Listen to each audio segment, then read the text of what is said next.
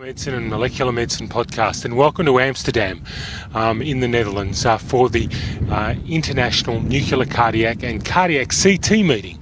It's a biannual meeting that really has covered some very interesting topics, and we're going to have some great interviews. I'm sure you're going to enjoy this as much as I am. So without further ado, let's go straight to the first interview. Okay. Here we are at ICNC again, and this time we're privileged to be speaking to Dr DePuey, who everyone will know from uncounted publications. Must be in for over a very long period of time in every cardiology and nuclear journal you can find. There is uncounted. So I'm not going to go through the whole history, but it's a massive experience in terms of nuclear cardiology, and one thing that Dr. DePuey has been looking at is the thing that has become ubiquitous at this meeting, and should have happened a long time ago, I think, but certainly ubiquitous. I mean, everybody says you should be using enhanced reconstruction techniques, and I don't just mean iterative reconstruction. I mean iterative reconstruction with extras, so that it improves the image quality and reduces the time or reduces the dose at which the activity that you give the patient. So I'm going to start by handing over to Dr. DePuey and just tell us about where he is at the moment and what's happening, and some of the projects that he's got on hand, and then perhaps go through talking about what choices you've got as a clinician in terms of these types of algorithms and software-hardware combinations. Thanks very much. There has been a lot of development in both hardware and software. Hardware, of course, with the new cameras and the focused detectors and the new semiconductor detectors allow us to do much faster imaging, doing a stress scan in 2 to 3 minutes and a resting scan in 4 minutes. And this opens a lot of possibilities of either decreasing scan acquisition time or else decreasing patient radiation dose. What I've done most of my work in is instead development of new software methods or validation of new software methods that similarly allow us to have decreased patient radiation dose or decreased acquisition time simply by modifying and augmenting our software. The software takes into account 3 things. First is iterative reconstruction, or OSEM, and this basically gives us a higher quality image with lower counting statistics. Iterative reconstruction has been around for many years, but it's actually been relatively slow to catch on in the field, but it is very robust on all the vendor systems. The newer developments first include resolution recovery, where basically the blurring that you have with the image or the loss of resolution with depth can be corrected or compensated for by knowing the collimator characteristics, knowing the length of the hole and the width of the hole and the degree of septal penetration. And basically knowing those parameters, as well as knowing the distance of the voxel in the body from the detector head, which you know from the center of rotation, you can correct for this blurring. And since you have less loss of resolution with depth, you can reconstruct images of lower count density. So that's resolution recovery. And this has been implemented essentially by all the vendors. The other advancement is what's called noise reduction, and basically what is done is in your projection images the signal to noise ratio is determined, and by proprietary algorithms the noise in the image can be detected and basically reduced, where where in contrast the signal from the myocardium is not affected and in fact can even be boosted. And this noise reduction technique therefore gives you a higher target to background ratio, in other words higher myocardial to background counts, and thereby gives you sharper images with better definition of the myocardium and better definition of the left ventricular cavity. So all of the vendors in some way have combined these three advancements, namely iterative reconstruction, resolution recovery, and noise reduction in improved software that allows us to get very high quality images with lower count density. The different software programs from the different vendors perform differently, and they've also been validated to differing degrees.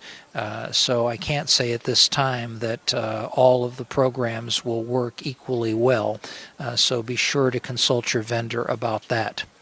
But basically, with these programs now, we have the option of doing an acquisition or acquiring an acquisition in lesser time, either half time, or one of the software programs, Wide Beam Reconstruction, actually has a method to use quarter time acquisitions, a 3-minute stress study and a 4-minute resting study, very equivalent to what we have with the new focused collimators and semiconductor detectors. So then that's one option of decreasing the acquisition time, and in a publication we've just had in the Journal of Nuclear Cardiology, we've shown that you can equally use the full activity, the full acquisition time, but decrease the administered dose.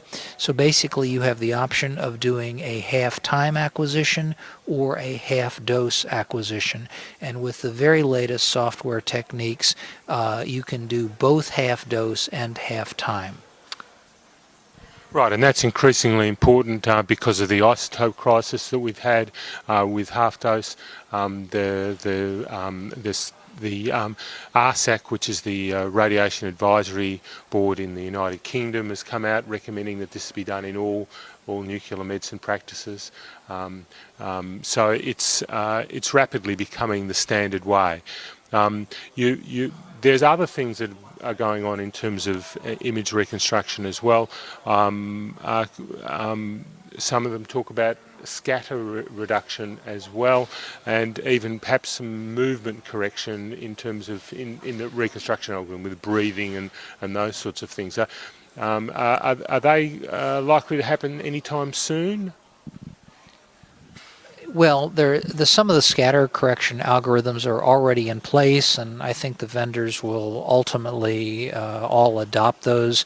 This further helps in sharpening up the images. Oftentimes the noise reduction algorithms themselves decrease sharpen the signal so much that it gives you a very optimal image quality, but certainly scatter correction will be helpful, respiratory gating, on-the-fly motion correction. All of these things are additional advancements, but I think the big advancements have actually already occurred. The noise reduction and the resolution recovery and the iterative reconstruction. I think those are the big three, and just using those, I think we will be able to considerably improve our images, and also offer sort of a boutique, as it were, of options for our patients and our referring physicians. You may have patients that are elderly and can't tolerate prolonged imaging, or they have arthritis, or they're claustrophobic, and you can use a reduced acquisition time algorithm for them. On the other hand, in the majority of patients, and particularly our younger patients, and particularly premenopausal women, we're under a lot of pressure to decrease our radiation dose. Well, in those patients, you can give them half the dose or less than half the dose and do a full-time acquisition, and they can generally tolerate a full-time acquisition. So you have the options of selecting a particular acquisition protocol or a particular dose depending upon your patient's needs. I was going to get into the fact that the pictures are improved, but they're also different.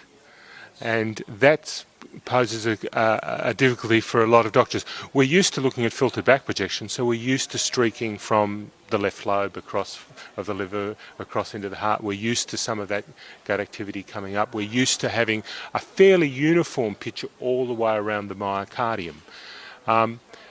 Perhaps you might like to talk a bit about how some of these different reconstruction methods make the pictures look different. Even though they're better, they look different, and that may take some adjusting to. Absolutely. Most of my personal experiences with wide beam reconstruction, and we've actually published some cautions or some guidelines as to how to interpret these images, because indeed they do look better. Remember, they are much sharper, much more high-resolution images. So, for instance, we're used to sometimes seeing the apical cleft, or where the myocardium is actually physically very thin at the apex. For those of you who do CT coronary angiograms, you're used to seeing, you can see the very thin apical myocardium. Well, with filtered back projection, where we blur the images, we don't often see that.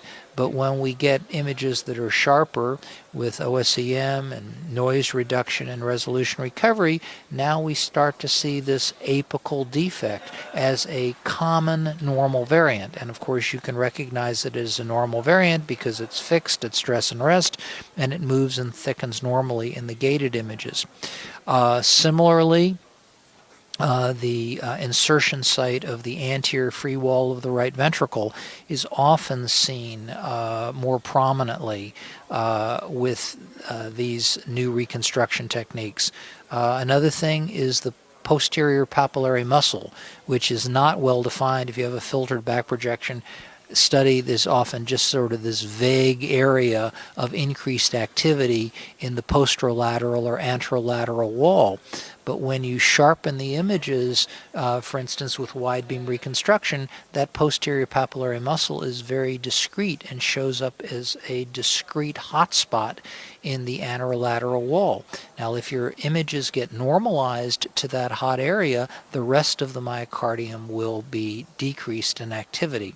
So those are just some examples, and as a reader, when you start to use these new methods, you have to get used to these differences. And so it's always a good idea, rather than just suddenly one Tuesday when the new software arrives, just abandon the old software methods and start the new software methods. It would be a good idea to do a series of studies that in your own laboratory that are acquired using the old technology as well as the new technology, so you personally can get used to the differences and learn to read these studies.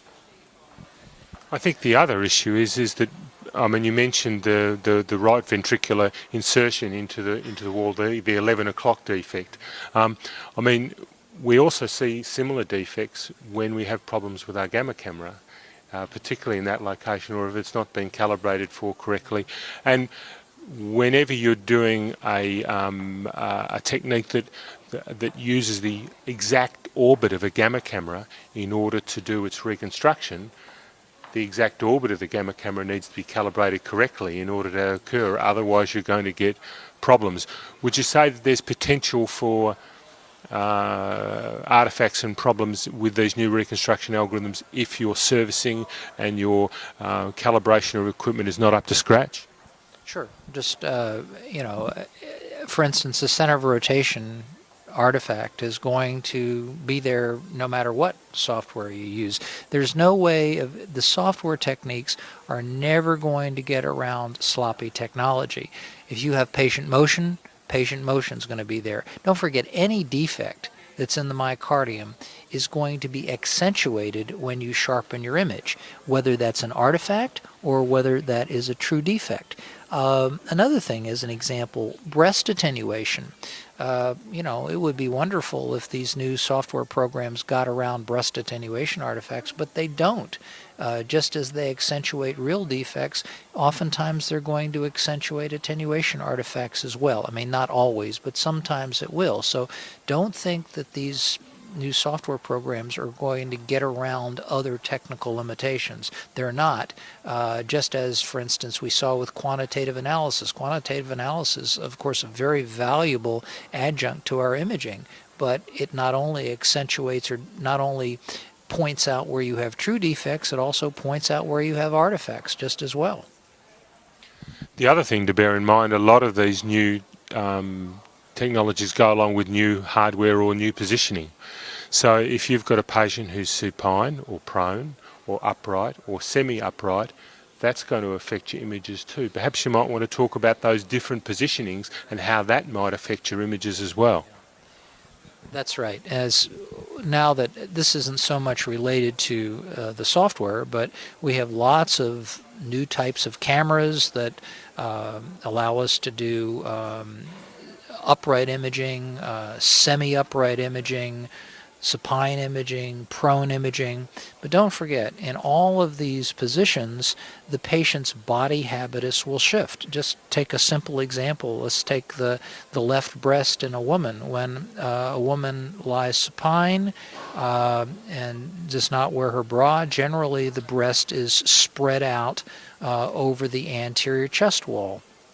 Might cause an anterior artifact, or it might just a diffuse attenuation effect. On the other hand, if that woman is in the semi-sitting position, the breast will lie more pendulous. And when she is in the upright position, the breast will always be pendulous and create an artifact over the apex and the inferior wall. Also, for instance, when a woman is in the supine position, the right breast always moves laterally and is out of the field of view of the heart, or does not overlap the heart. But if you image a woman upright, the pendulous right breast will attenuate the septum. So this is just one example.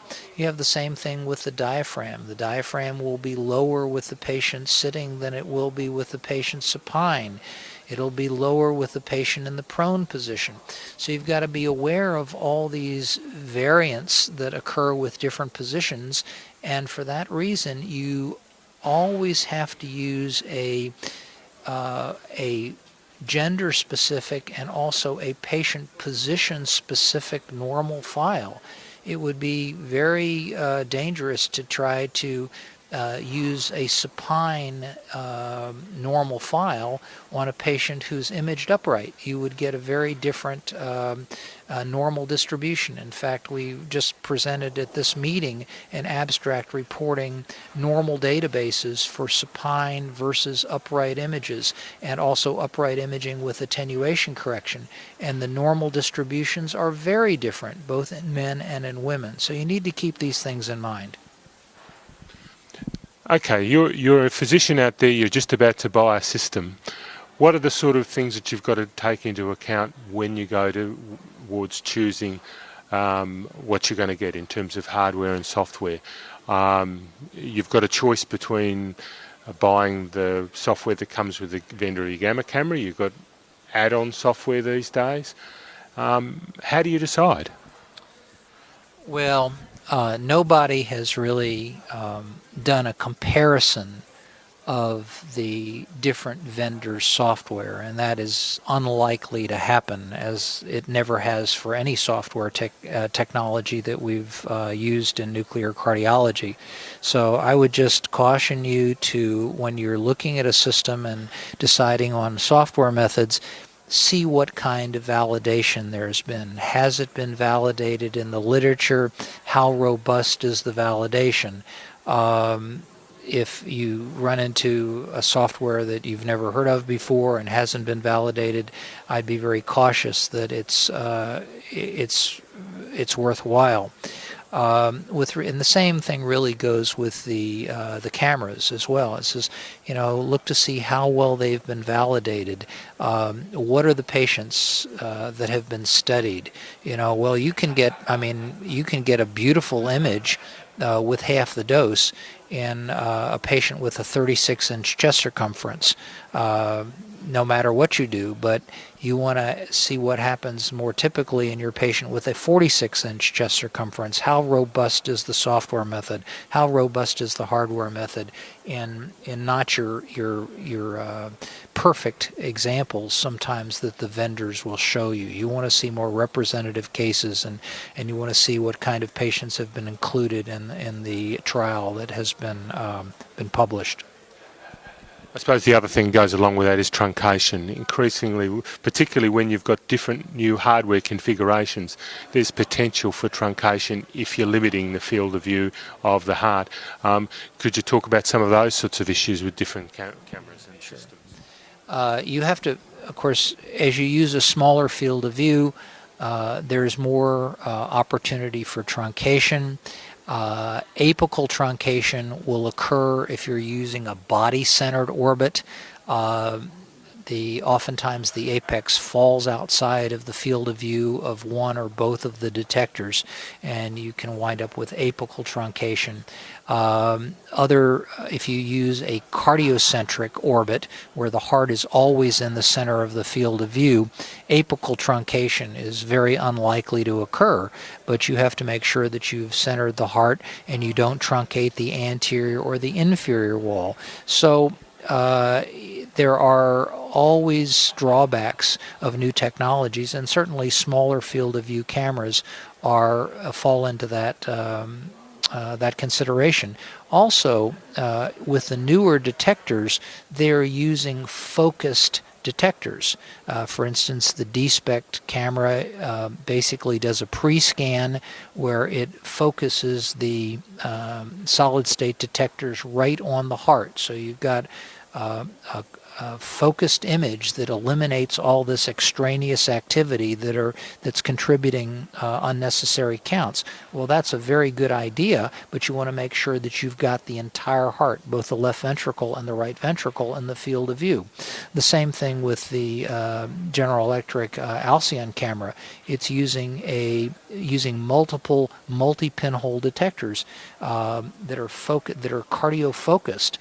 This is a great idea to increase the count detection from the myocardium and eliminate extraneous counts. But you've got to be very, very sure that your heart is centered within this focused field of view, or else you're going to wind up with some very serious truncation and distortion kind of artifacts. Yeah, and I think the focusing also occurs with the IQ spec to some degree. There's a sweet spot area for that, and there's also a sweet spot in the cardio arc, isn't there, in terms of yes. Exactly. So all of them have that limitation if you've got a specific cardio. So that's something you need to look in training for your technologists and everybody to make sure that that occurs. So there's lots of different things for you to consider. It's important that we shift. Everyone's decided that, but there's a lot of different things to consider when you go to shifting, and we have to be careful of that. And we've also got to think about things like the size of the room and all the other factors and how much you pay. Yes. So it often comes down to the dollar or the euro, as it were. Yes. Yeah. So I think there's a lot of choice at last, and it's great to have choice, but with choice comes responsibility, I guess. So we need to we need to be looking at that.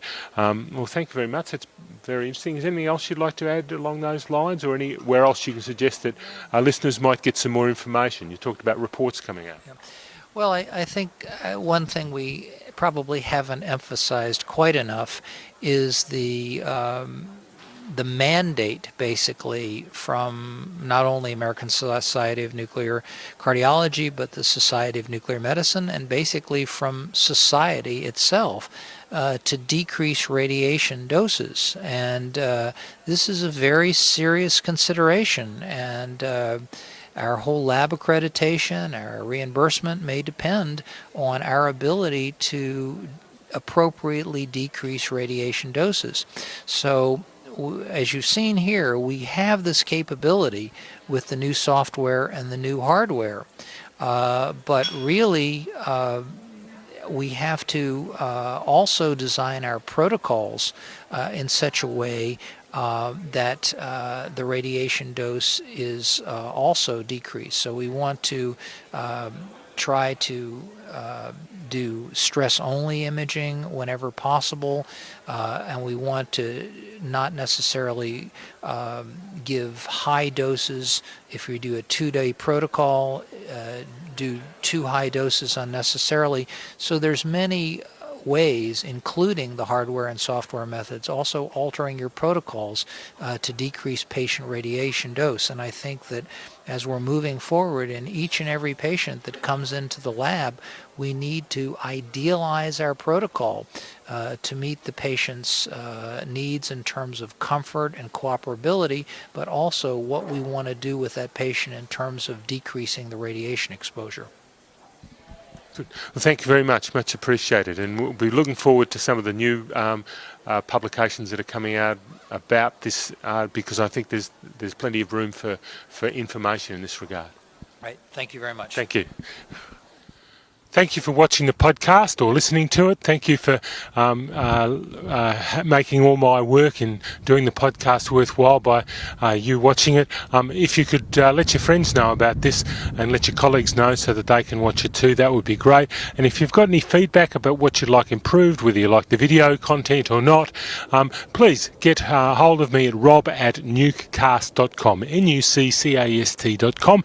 And of course, if you're doing something interesting in the world of nuclear medicine, let me know, because I'd like to interview you. If I can't do it in person, then by Skype. So please let me know at rob@nuccast.com. Till next time, cheerio.